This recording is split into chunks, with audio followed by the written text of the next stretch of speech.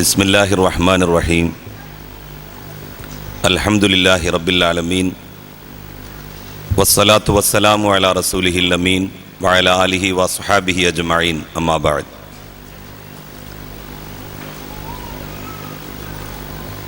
MSMന്റെ മലപ്പുറം ജില്ലാ west സമ്മേളനത്തോടനുബന്ധിച്ച് സംഘടിപ്പിച്ചിട്ടുള്ള open ഫോറത്തിലാണ് ഞാനും നിങ്ങളും സംബന്ധിക്കുന്നത്. സമ്മേളനങ്ങൾ സാധാരണ ഏകപക്ഷീയമായ പ്രസംഗങ്ങൾ മാത്രമാകാറാണ് പതിവ്. കേൾക്കുന്നവർക്ക് സംശയങ്ങളുണ്ടെങ്കിൽ, ഇടപെടാൻ താൽപ്പര്യമുണ്ടെങ്കിൽ അതിനവസരം നൽകുക എന്നുള്ളത് ജനാധിപത്യപരമായ കേൾവിക്കാരൻ്റെ ഒരവകാശമാണ്. ആ അവകാശം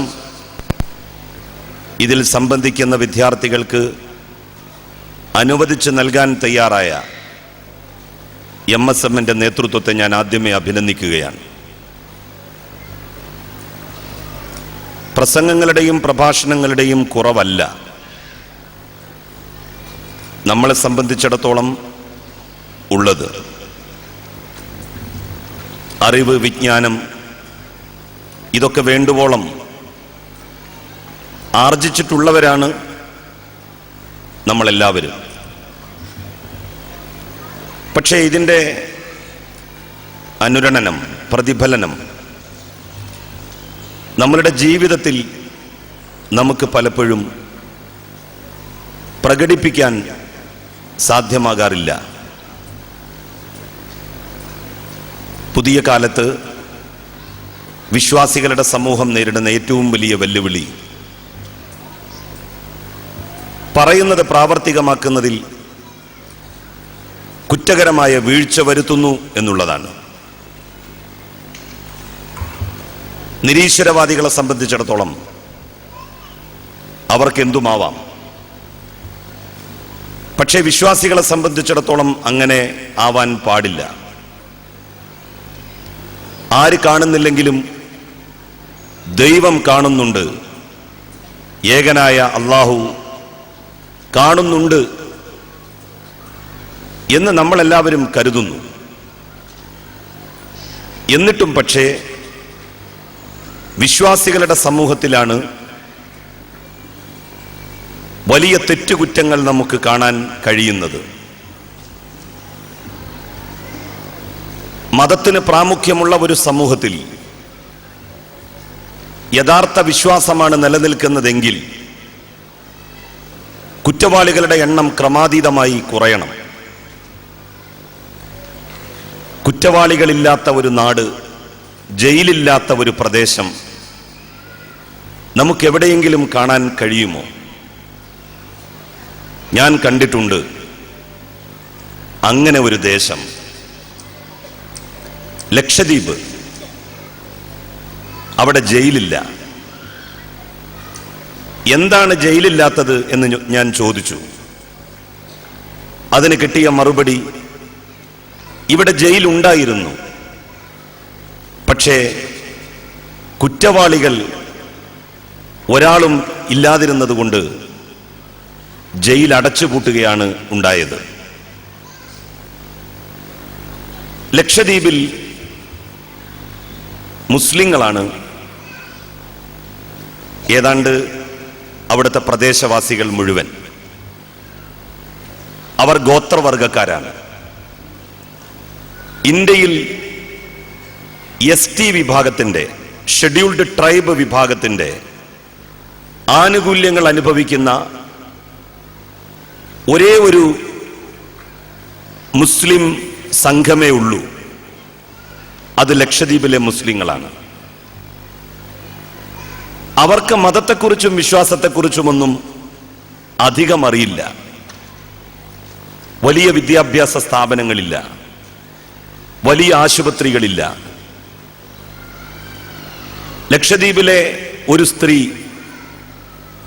സാധാരണമല്ലാത്ത രീതിയിൽ പ്രസവിക്കണമെങ്കിൽ ഹെലികോപ്റ്ററിൽ കൊച്ചിയിലെത്തണം. സാധാരണ പനി, തലവേദന തുടങ്ങിയ രോഗങ്ങൾക്ക് ചികിത്സാ സൗകര്യമുണ്ട് എന്നതല്ലാതെ ഒരു സർജറി ആവശ്യമായിട്ടുള്ള രോഗത്തിനും ഭേദമാക്കാനുള്ള സംവിധാനം ലക്ഷദ്വീപിലില്ല. അതിനും അവർ കരയെ ആശ്രയിക്കണം. അങ്ങനെയാണ് അവർ കൊച്ചിയെക്കുറിച്ച് പറയാറ്. ഞാൻ ഒരുപാട് ആലോചിച്ചു, എന്തുകൊണ്ടാണ് ലക്ഷദ്വീപിൽ കുറ്റവാളികളില്ലാത്തത്? കുറ്റം ചെയ്ത ആളുകൾക്ക് രക്ഷപ്പെടാൻ പഴുതുകളില്ല. അതുകൊണ്ടാണ് ഇങ്ങനെ എന്ന് ചില ആളുകൾക്കെങ്കിലും പറയാം. പക്ഷെ അതിനപ്പുറം അവരുടെ വിശ്വാസം, അവരുടെ നമ്മളുടെ അത്രയൊന്നും റിഫൈൻഡ് അല്ലാത്ത മതബോധം വലിയ തോതിൽ ഹേതുവായിട്ടുണ്ട്. ആളുകൾ തമ്മിൽ കലഹങ്ങളില്ല, സംഘർഷങ്ങളില്ല, സ്വത്തിന്റെ പേരിൽ തർക്കങ്ങളില്ല, അടിപിടിയില്ല, മദ്യപാനത്തിന് ഒരു സൗകര്യവുമില്ല. അങ്ങനെ ഒരു നാട് ഈ രാജ്യത്തുണ്ട്. ലോകത്ത് അങ്ങനെയും ചില ദേശങ്ങളുണ്ട് എന്ന് പറയാൻ വേണ്ടിയാണ് ഞാനിത് പറഞ്ഞത്. യഥാർത്ഥ വിശ്വാസവും യഥാർത്ഥ മതവും ജനങ്ങളെ സ്വാധീനിക്കുമ്പോൾ അങ്ങനെയുള്ള ഒരു അനുഭവമാണ് നമുക്കെല്ലാവർക്കും ഉണ്ടാകേണ്ടത്. ദൗർഭാഗ്യവശാൽ അത്യപൂർവമേ നമുക്ക് അങ്ങനെയൊക്കെ ആകാൻ കഴിയുന്നുള്ളൂ. സമ്പത്തിനോടുള്ള അത്യാർത്തി നമ്മളെ എല്ലാവരെയും തെറ്റുകളിൽ നിന്ന് തെറ്റുകളിലേക്ക് വഴി നടത്തിക്കൊണ്ടിരിക്കുകയാണ്. ചില ആളുകളെ കാണുമ്പോൾ നമുക്ക് തോന്നും, അയാൾ ഒരു വിശ്വാസിയായിരുന്നെങ്കിൽ. എനിക്കും അങ്ങനെ തോന്നിയിട്ടുണ്ട് ചില ആളുകളെ കണ്ടപ്പോൾ. ഡോക്ടർ ബി ഇക്ബാൽ കേരള സർവകലാശാലയുടെ വൈസ് ചാൻസലർ ആയിരുന്നു അദ്ദേഹം. കേരളത്തിലെ എണ്ണം പറഞ്ഞ ന്യൂറോ സർജന്മാരിൽ ഒരാൾ. ശാസ്ത്ര സാഹിത്യ പരിഷത്തിന്റെ സംസ്ഥാന പ്രസിഡന്റായി അദ്ദേഹം സേവനമനുഷ്ഠിച്ചിട്ടുണ്ട്. അദ്ദേഹം ഇന്നുവരെ 10 പൈസ സ്വകാര്യ പ്രാക്ടീസിലൂടെ സമ്പാദിച്ചിട്ടില്ല. റിട്ടയർ ചെയ്തു. അദ്ദേഹത്തിന്റെ സർട്ടിഫിക്കറ്റ് ഏതെങ്കിലും ഒരു ആശുപത്രിയിൽ തൂക്കാൻ കൊടുത്താൽ ലക്ഷക്കണക്കിന് രൂപ കിട്ടും. അത് വേണ്ടെന്ന് വെച്ചു അദ്ദേഹം ഒരു വിശ്വാസിയല്ല. എന്നോട് അദ്ദേഹം പറഞ്ഞത്, ഞാൻ വിശ്വാസത്തെ നിരാകരിക്കുന്നയാളുമല്ല എന്നാണ്. സത്യത്തിൽ അങ്ങനെയുള്ള ആളുകൾ ഉണ്ടാകേണ്ടിയിരുന്നത് വിശ്വാസികളുടെ കൂട്ടത്തിലല്ലേ? എന്തുകൊണ്ടാണ് വിശ്വാസികളുടെ സമൂഹത്തിൽ അങ്ങനെയുള്ള ആളുകൾ ഉണ്ടാവാത്തത്? നമ്മൾ നമ്മളോട് തന്നെ ചോദിക്കേണ്ട ചോദ്യങ്ങളാണ്.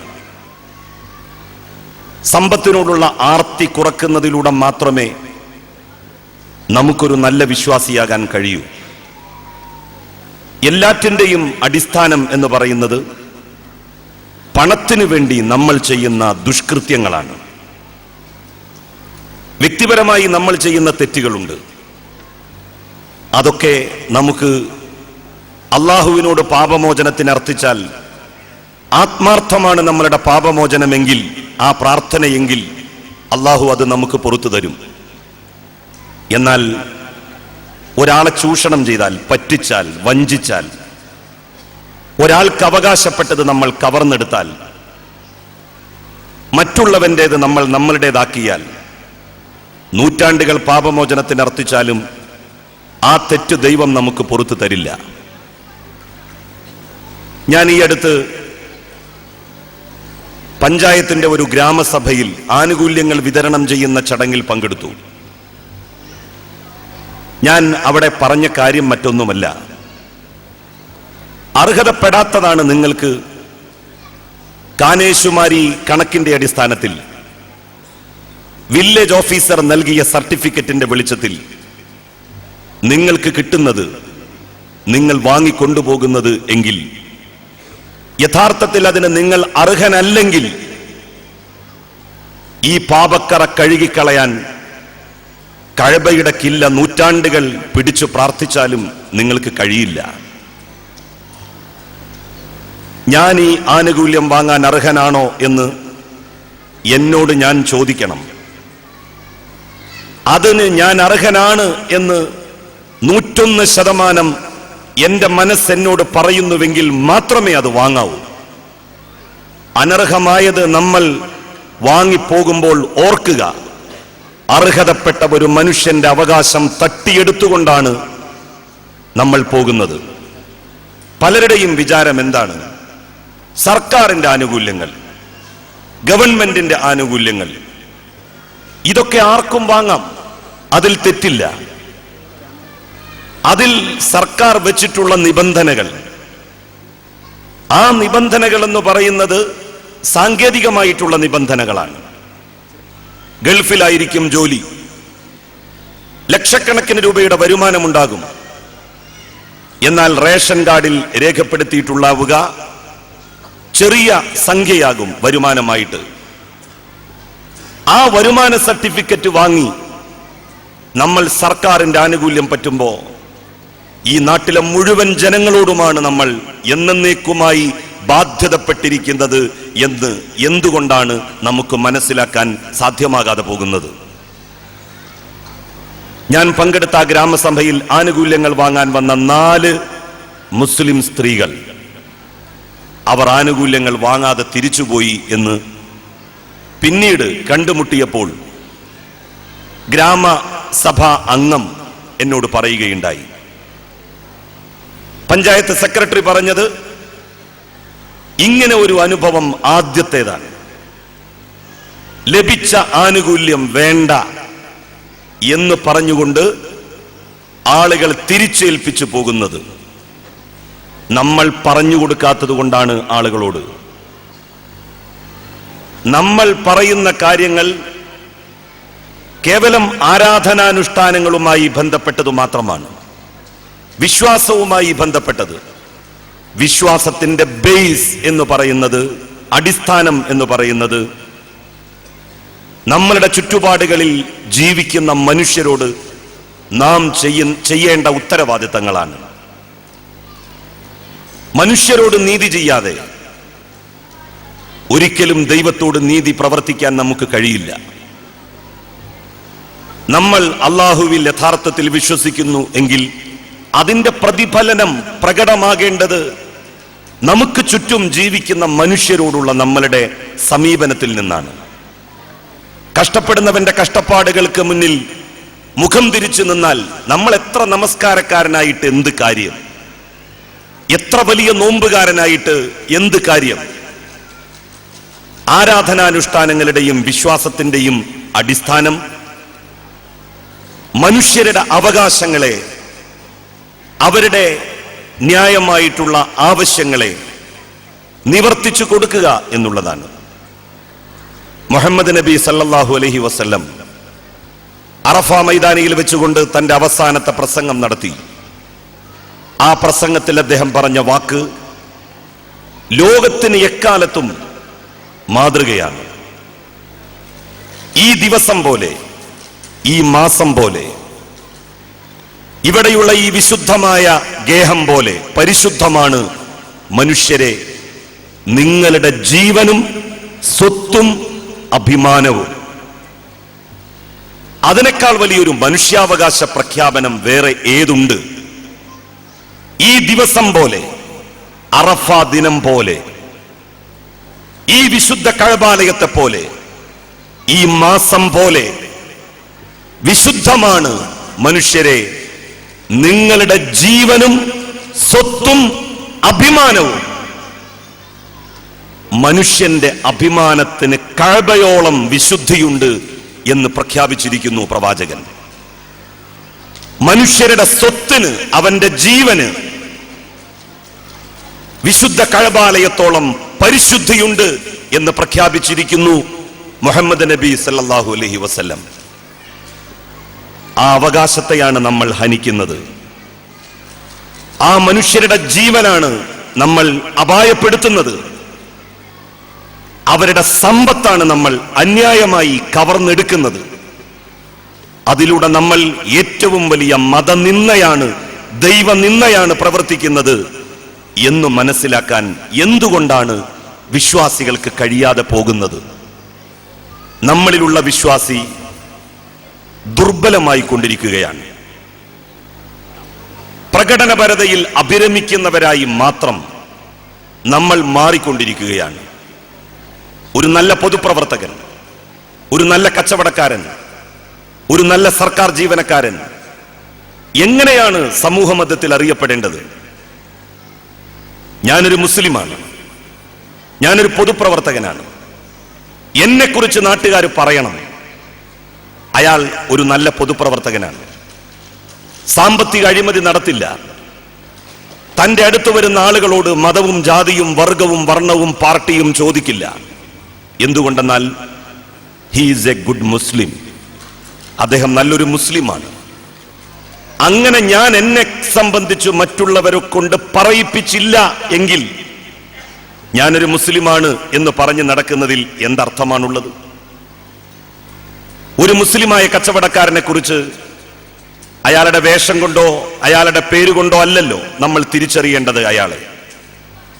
നാട്ടുകാർ പറയണം അയാളെക്കുറിച്ച്, സാധനങ്ങൾ വാങ്ങുകയാണെങ്കിൽ നിങ്ങൾ ആ കടയിൽ നിന്ന് വാങ്ങിക്കോളൂ, നിങ്ങൾ വഞ്ചിക്കപ്പെടില്ല, തേർഡ് ക്വാളിറ്റി സാധനം ഒന്നാം ക്വാളിറ്റി സാധനമാണെന്ന് പറഞ്ഞ് നിങ്ങളെ പറ്റിക്കില്ല അയാൾ. സാധനത്തിന് മിതമായ ന്യായമായ ലാഭമേ അയാൾ എടുക്കൂ.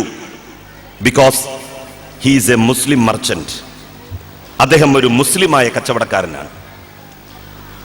അങ്ങനെ ഒരു മുസ്ലിമായ കച്ചവടക്കാരൻ സമൂഹത്തിലെ വ്യത്യസ്ത തുറകളിലുള്ളവരെ കൊണ്ട് പറയിക്കണം. അങ്ങനെ അവൻ പറയിപ്പിക്കുന്നില്ല എങ്കിൽ അവനൊരു കാനേശുമാരി മുസ്ലിമാണ് എന്ന് നാം കണക്കാക്കേണ്ടി വരും. ഒരു മുസ്ലിം സർക്കാർ ഉദ്യോഗസ്ഥൻ അയാൾ താടി വെച്ചതുകൊണ്ടോ തലപ്പാവ് വെച്ചതുകൊണ്ടോ അല്ല അയാൾ മുസ്ലിമായ സർക്കാർ ഉദ്യോഗസ്ഥനാണോ എന്ന് ആളുകൾ തിരിച്ചറിയേണ്ടത്. അയാളെക്കുറിച്ച് ആളുകൾ പറയണം, നാട്ടുകാർ പറയണം അദ്ദേഹം ഒരു നല്ല ഉദ്യോഗസ്ഥനാണ്, 10 പൈസ കൈക്കൂലി വാങ്ങില്ല, തന്നെ കൊണ്ട് നടത്താൻ പറ്റുന്ന കാര്യമാണെങ്കിൽ ഒരാളെ നടത്തിക്കാതെ ആദ്യഘട്ടത്തിൽ തന്നെ വരുന്ന ദിവസം തന്നെ ആ കാര്യം അയാൾ നിവർത്തിച്ചു കൊടുക്കും. Because he is a Muslim employee, അദ്ദേഹം ഒരു മുസ്ലിമായ സർക്കാർ ഉദ്യോഗസ്ഥനാണ്. ഇങ്ങനെ പറയിപ്പിക്കാൻ ഒരു സർക്കാർ ഉദ്യോഗസ്ഥന് കഴിയുന്നില്ല എങ്കിൽ അയാൾ എത്ര വലിയ നമസ്കാരക്കാരനായിട്ട് എന്ത് കാര്യം? അയാൾ എത്ര വലിയ നോമ്പുകാരനായിട്ട് എന്ത് കാര്യം? അയാൾ എത്ര വലിയ വേഷഭൂഷാദികളിൽ അഭിരമിക്കുന്നവനായിട്ടും എന്താണ് പ്രയോജനം? വിശ്വാസത്തിന്റെ അടിസ്ഥാനം മനുഷ്യത്വത്തോട് ഒട്ടി നിൽക്കുക എന്നുള്ളതാണ്. അത് തിരിച്ചറിയുമ്പോൾ നമുക്കൊരു നല്ല മനുഷ്യനാകാൻ കഴിയും. ഒരു നല്ല മനുഷ്യന് മാത്രമേ ഒരു നല്ല വിശ്വാസിയാകാനും സാധ്യമാവുകയുള്ളൂ. ലോകത്തെങ്ങും വലിയ തോതിൽ വലിയ പ്രയാസങ്ങൾ മുസ്ലിം സമൂഹം അനുഭവിച്ചുകൊണ്ടിരിക്കുന്നു. വിശ്വാസത്തിന്റെ പേരിൽ ആരും സഹായിക്കാൻ മുന്നോട്ട് വരുന്നില്ല എന്നുള്ളതാണ് ഏറെ ഖേദകരം.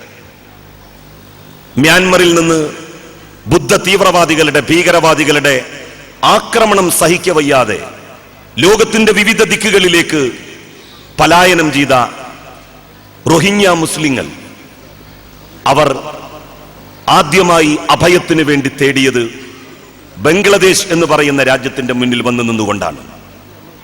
ആ രാജ്യം അവർക്ക് മുമ്പിൽ കവാടങ്ങൾ കൊട്ടിയടച്ചു.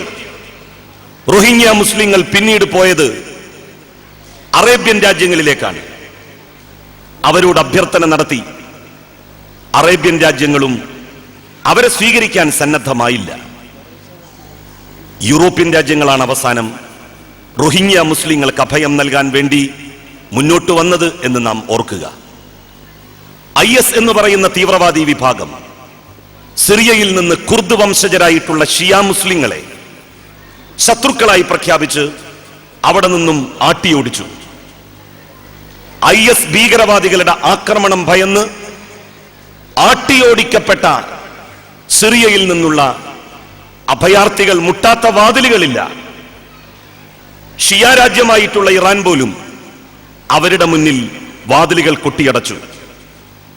ആ ഇടക്കാണ് ഹൈൻ അൽ ഖുർദി എന്ന് പറയുന്ന ഒരു കുട്ടി കടൽക്കരയിൽ മരിച്ചു കിടക്കുന്ന ദൃശ്യം ലോക പത്രമാധ്യമങ്ങളിൽ പ്രത്യക്ഷപ്പെടുന്നത്. യൂറോപ്യൻ രാജ്യങ്ങളിൽ അത് വലിയ ചർച്ചാ വിഷയമായി. കുർദിയുടെ കുടുംബം കാനഡ എന്ന് പറയുന്ന രാജ്യത്ത് പൗരത്വത്തിനു വേണ്ടി അപേക്ഷിച്ചിരുന്നു. ആ അപേക്ഷ അവിടുത്തെ ഗവൺമെന്റ് ബോധപൂർവം ഒളിപ്പിച്ചു വെച്ചതായിരുന്നു. ഈ കുട്ടിയുടെ മരണം സൃഷ്ടിച്ച ആഘാതം ലോകത്ത് വലിയ പ്രതികരണങ്ങൾ ഉണ്ടാക്കി. കാനഡയിൽ നിന്ന് ഇവർ കൊടുത്ത അപേക്ഷ ഏതോ ഒരു ഉദ്യോഗസ്ഥൻ പൊടി തട്ടിയെടുത്തു. കാനഡയിലെ ഗവൺമെന്റ് പുറത്തു പോകേണ്ട സാഹചര്യമുണ്ടായി. അത് തുടർന്ന് എന്ന് നാം ഓർക്കുക. ഫ്രാൻസിസ് മാർപ്പാപ്പ യൂറോപ്പിലെ ക്രിസ്ത്യൻ ഇടവകകളോട് പറഞ്ഞു, അഭയാർത്ഥികളായി വരുന്ന ഓരോ മുസ്ലിം കുടുംബത്തെ ഓരോ ഇടവകകൾ ഏറ്റെടുക്കണം, അവരുടെ സംരക്ഷണം ഉറപ്പുവരുത്തണം എന്ന്.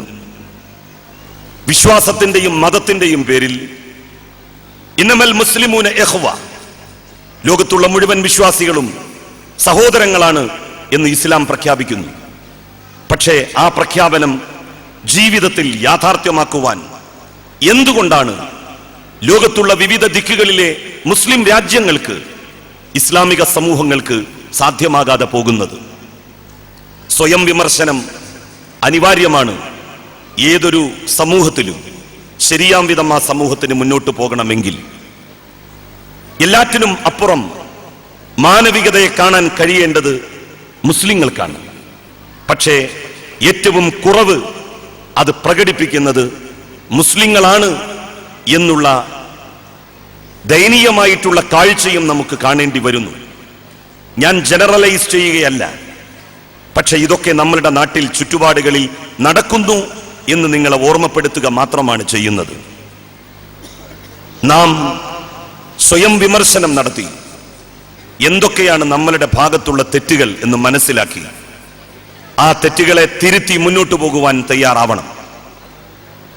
വളർന്നു വരുന്ന കുട്ടികൾ വിശ്വാസത്തിന്റെ യഥാർത്ഥ അന്തസത്ത ഗ്രഹിക്കുവാനും പഠിക്കുവാനുമാണ് തയ്യാറാവേണ്ടത്. ആചാരാനുഷ്ഠാനങ്ങളുടെ കൂടെ തന്നെ മർമ്മപ്രധാനമാണ് മാനവികതയെ ഉയർത്തിപ്പിടിക്കലും എന്ന ബോധ്യം നമുക്ക് ഓരോരുത്തർക്കും ഉണ്ടാവണം എന്ന വിനീതമായ എൻ്റെ അഭിപ്രായം ഈ സദസ്സ് മുമ്പാകെ സമർപ്പിച്ചുകൊണ്ട് ഇവിടെ സംഘടിപ്പിക്കപ്പെട്ടിട്ടുള്ള ഈ ഓപ്പൺ ഫോറം ഔപചാരികമായി ജഗന്നിയന്താവായ നാഥന്റെ നാമത്തിൽ ബിസ്മില്ലാഹിർ റഹ്മാനിർ റഹീം എന്നുച്ചരിച്ച് നിർവഹിച്ചതായി അറിയിച്ച് ഞാൻ എൻ്റെ വാക്കുകൾ അവസാനിപ്പിക്കുന്നു. വാഖിർ ദഅ്വാന അനിൽ ഹംദുലില്ലാഹി റബ്ബിൽ ആലമീൻ. അസ്സലാമു അലൈക്കും വറഹ്മത്തുള്ളാഹി വബറകാതുഹു.